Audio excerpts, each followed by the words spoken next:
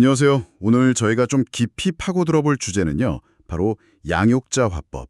영어로는 Caretaker Talk입니다. 네. 데이브구 선생님 교재 1.4 챕터를 바탕으로 이야기 나눠볼 건데요. 이게 어린아이들 언어학습, 특히 영어를 처음 배울 때 아주 중요하다고 하더라고요. 네, 반갑습니다.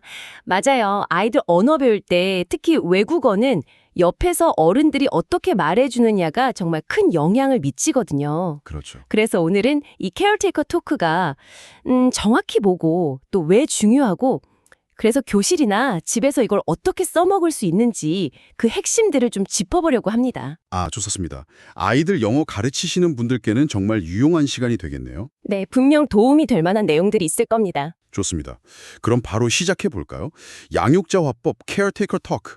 뭐 이름만 들으면 대충 감은 오른데 정확히 어떤 대화법을 말하는 건가요? 그냥 쉽게 말하는 거랑은 좀 다른 건가요? 좋은 질문이에요. 그냥 쉽게 말하기 이거랑은 조금 달라요. 뭐랄까 아이의 발달 수준에 낮춰서 좀 의도적으로 조절하는 상호작용 방식이라고 보는 게 더 정확할 것 같아요. 의도적인 조절이요? 네, 교재에서도 강조하는데 핵심 특징은 일단 간단한 단어, simple words, 그리고 짧은 문장, short sentences, 이걸 주로 사용하고요. 아, 간단하고 짧게. 네, 그리고 또 중요한 게 중요한 단어나 표현은 자꾸 반복, repetition 해서 들려주는 거예요. 아하, 그러니까 아이들이 소화하기 쉬운 재료로 여러 번 맛보여주는 그런 요리법 같은 느낌이네요. 오, 비유가 재미있는데요. 네, 맞아요. 아이들이 이제 새로운 언어, 특히 영어 같은 거 배울 때 너무 어렵게 느끼거나 막 압도당하지 않게 네네. 자연스럽게 그 의미를 좀 파악하고 또 따라해 볼 수 있게 도와주는 거죠. 이런 식으로 접근하면 아이들이 영어 배우는 과정 자체를 덜 부담스러워하고 좀 더 긍정적으로 느끼게 되거든요. 결과적으로는 그 언어 학습에 대한 자신감, confidence, 이걸 심어두는데 아주 큰 역할을 하는 거죠. 자신감. 아, 이 키워드가 되게 중요하게 들리네요. 사실 언어라는 게 뭐 기술적인 면도 있지만 그 심리적인 거, 그 장벽이 꽤 크잖아요. 맞아요, 맞아요. 특히 어린 아이들한테는 더 그렇죠. 네. 그럼 이 양육자 화법이 구체적으로 어떤 점에서 아이들 언어 학습에 좋다고 하는 건가요? 여러 가지 이유가 있는데요. 중요한 몇 가지만 좀 짚어보면요. 첫째는 아까 말씀하신 대로 새로운 단어와 개념 이해, understanding new words and ideas, 이건 직접적으로 도와줘요. 복잡하게 설명하는 대신에 쉽고 명확하게 말해주니까요. 네. 둘째는 이게 되게 중요한데 아이들이 안전하고 친근한 환경이라고 느끼게 해줘요. 그래서 편안하게 말을 막 시도해보도록 격려하는 효과가 있어요. 틀려도 괜찮아 이런 분위기요. 아, 정말 그거 중요하죠. 틀릴까 봐 말 못하는 경우가 많으니까요.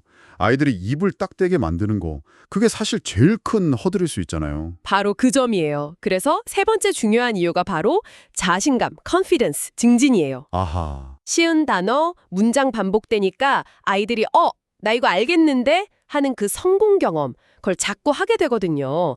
그럼 더 적극적으로 참여하게 되고요. 네네. 그리고 교사가 쓰는 정확한 발음과 문법, 이걸 아이들이 옆에서 계속 들으면서 자연스럽게 배우는 거죠.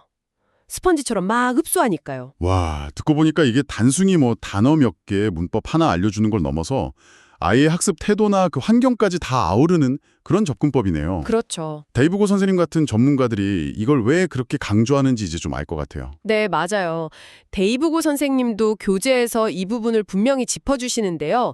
이 양육자 화법이라는 게 그냥 말 쉽게 하기? 이게 아니라 아이들 자신감을 딱 세워주고 또 적극적으로 참여하게 만드는 아주 효과적인 언어적인 도구라고 강조하세요. 도구요? 네, 그러니까 교사랑 아이 사이의 긍정적인 상호작용, 그 자체가 엄청 강력한 학습 방법이 되는 셈이죠. 점점 더 궁금해지는데요. 그럼 실제 대화 예시를 좀 보면 이해가 확 될 것 같아요. 교재에 그 초콜릿 달걀 이야기 있었죠? 아, 네네. 그거 재밌는 예시죠. A1 레벨, 그러니까 완전 초급 아이들 대상인데요. 선생님이 부활절 달걀 이야기하다가 아이들한테 이스터 버니가 뭘 가져다 줄까? 이렇게 물어봐요.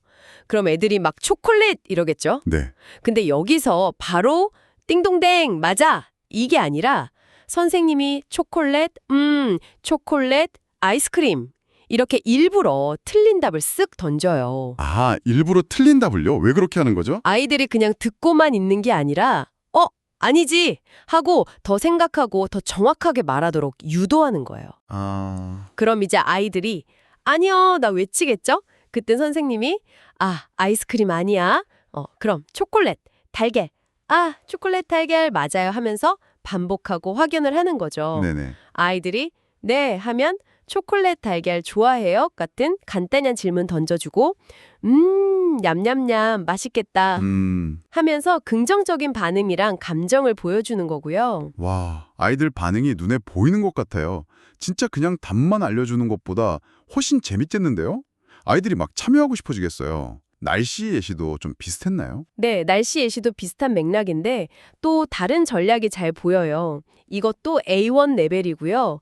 선생님이 창밖 보면서 오늘 날씨 어때? 했는데 답이 없어요. 그러니까 창문을 딱 가리키면서 햇볕 쨍쨍? 하고 묻죠. 네. 아이들이 아니요 하니까 이번엔 비 오는 신용 있죠. 손으로 이렇게 하면서 그럼 비 와요? 라고 물어요. 제스처를 쓰는군요. 네, 그랬더니 아이들이 네, 비 와요 라고 막 대답을 해요. 그럼 선생님이 고개 끄덕이면서 네, 비가 와요 확인해주고 근데 여기서 딱 멈추는 게 아니라 네. 자, 같이 말해봐요. 오늘은 비 오는 날이에요.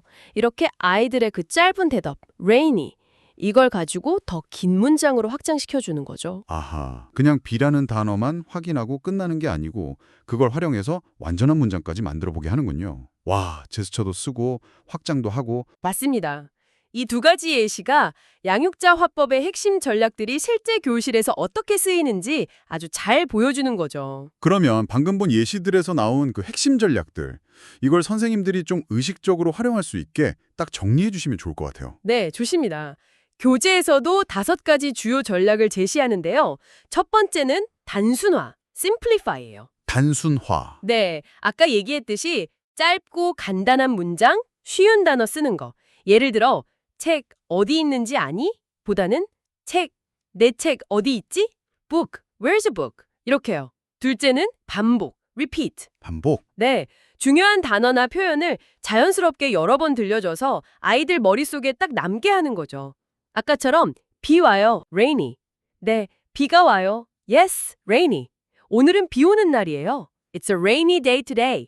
이런 식으로요. 네. 단순화랑 반복이 기본이고 그 다음 단계는 뭐죠? 그 다음이 바로 아까 날씨 예시에서 봤던 확장, expand예요.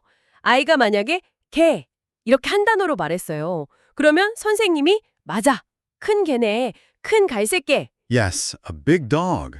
A big brown dog. 이런 식으로 살을 좀 붙여서 더 풍부하고 완전한 문장으로 만들어서 되돌려주는 거죠. 오, 아이가 말한 걸 인정해주면서 동시에 더 나은 모델을 보여주는 거네요. 그렇죠. 아이의 발화를 존중하면서 한 단계 업그레이드 시켜주는 거예요. 와, 이거 좋네요. 네 번째는 아까 제스처 활용이었죠. 맞습니다. 네 번째는 제스처와 억양 활용. Use gestures and intonation. 말로만 하기에는 좀 부럽다는 의미나 감정 같은 걸 표정이나 손짓, 목소리 톤 변화 같은 걸로 보여주는 거죠. 같이 쓰는 거예요. 시각적인 거, 청각적인 거 다 동원해서 이해를 돕는 거죠. 네. 그리고 마지막 5번째는 뭔가요? 이게 어쩌면 제일 중요할 수도 있는데 바로 격려입니다. 격려요? 아, 당연한 것 같으면서도 전략이 될 수 있군요. 그럼요, 매우 중요하죠. 아이들이 하는 모든 언어적인 시도, 설령 틀렸다고 해도 그 노력을 칭찬하고 인정해 주는 거예요. 와, 잘했어. 오, 좋은 시도야. Good try. 같이 한번 말해볼까? Let's say it together. 이런 말들이 아이들한테 계속 해보고 싶게 만드는 용기를 주거든요. 그렇군요. 이 5가지 전략이 잘 어우러져야 양육자 화법의 효과가 제대로 나는 거죠. 와, 교실에서 바로 활용할 수 있겠네요. 정말 실용적인 전략들이에요. 이게 그냥 영어 가르치는 스킬 문제가 아니라 아이들 마음을 열고 자신감을 키워주는 방법이라는 생각이 딱 드네요. 네, 맞습니다. 그래서 데이브 고셈 선생님 같은 전문가들이 언어 교육에서 이 관계 맺기, 그리고 자신감 심어주기, 이걸 기술적인 측면 못지않게 중요하게 생각하는 거죠. 그럼 이런 구체적인 화법 전략 말고요. 선생님들이 교실 환경 자체에서 이 양육자 화법을 좀 더 잘 적용하기 위한 일반적인 팁 같은 것도 있을까요? 네, 교재에 몇 가지 유용한 팁들이 나와 있어요. 우선 수업 중에는 가능한 한 영어를 많이 사용하는 그런 환경을 만드는 게 중요해요. 아, 영어 노출을 늘리는 거군요. 네. 아이들이 자연스럽게 영어에 좀 익숙해지도록요. 물론 이때 아까 말한 양육자 화법 원칙들을 잘 써야겠죠. 그리고 제스처, 그림, 실제 사물, 또 행동 이런 것들을 적극적으로 활용해서 말의 의미를 좀 더 명확하게 전달해 주는 게 좋아요. 네, 시청각 자료나 활동을 적극적으로 쓰라는 말씀이시네요. 그렇죠. 아이들이 그냥 가만히 듣기만 하는 게 아니라 역할극, 롤플레이즈나 실제 대화 상황, real life conversations 같은데 직접 참여하도록 자꾸 유도하는 것도 아주 효과적이고요. 역할극 재밌겠네요. 네. 그리고 또 아이가 만약에 한국말로 대답했어요.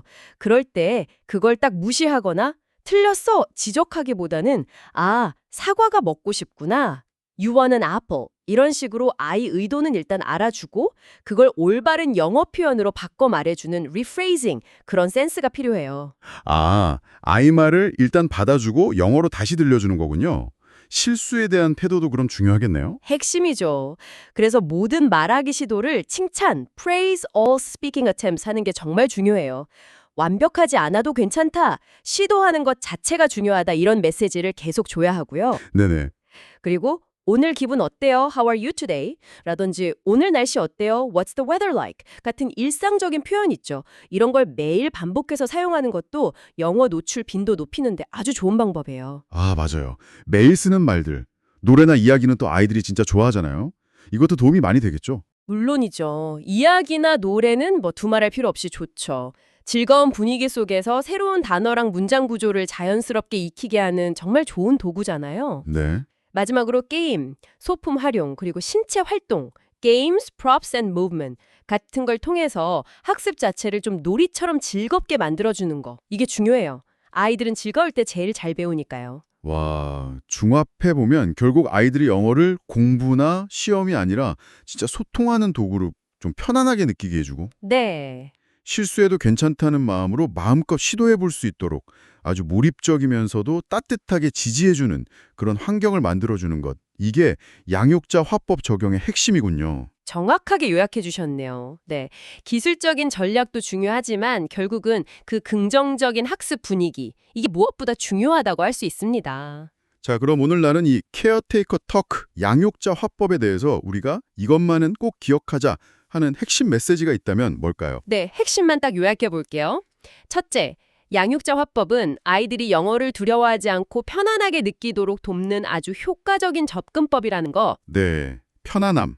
둘째, 단순화, 반복, 확장, 제스처 활용, 그리고 격려, simplification, repetition, expansion, gestures and encouragement. 이 전략들이 아이들의 이해를 돕고 학습 과정을 훨씬 쉽게 만들어준다는 점. 네, 5가지 전략. 셋째, 교사는 이 전략들을 잘 활용해서 아이들이 더 자신감 있게 영어를 사용하도록 Speak more confidently. 이끌어줄 수 있다는 것. 자신감 향상. 마지막으로 이런 긍정적인 상호작용과 자연스러운 노출이 많아질수록 결국 아이들의 유창성과 실제 의사소통 능력, fluency and communication skills 이게 좋아진다는 겁니다. 네. 그러니까 결론적으로 양육자 화법은 어린 학습자들의 자신감과 유창성, 이 두 마리 토끼를 다 잡는 핵심 열쇠다.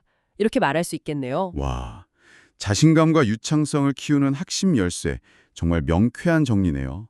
오늘은 케어테이커 토크, 이 양육자 화법이 무엇인지부터 왜 중요하고 또 교실에서 어떻게 바로 써먹을 수 있는지 구체적인 전략과 팁까지 정말 알차게 알아봤습니다.